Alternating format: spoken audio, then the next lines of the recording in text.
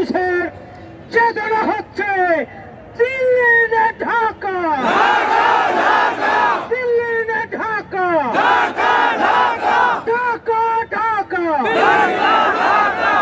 সংগ্রামী ভাইয়ের আমার এই স্লোগান, এই চেতনা, এই দেশ রক্ষার জন্য শহীদ আমির জামাত সহ নেতৃবৃন্দের মুক্তির জন্য যদি আমাদের জীবন দিতে হয়, আমাদের স্লোগান আবু সাইদ মুক্ত,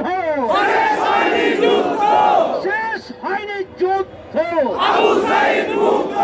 আমরা আগামী দিনের লড়াইয়ে রাজপথে 24 ঘন্টার প্রতিটি মুহূর্ত থেকে বাংলাদেশকে সকল রাহুমুক্ত করার জন্য আমরা প্রস্তুত থাকবো সে আহ্বান জানিয়ে সবাইকে আজকের এই সমাবেশ, র্যালি এবং র্যালি পরবর্তী সমাবেশকে সফল করার জন্য আমরা ঢাকা মহানগরী দক্ষিণের পক্ষ থেকে আন্তরিক শুভেচ্ছা এবং কৃতজ্ঞতা জ্ঞাপন করছি।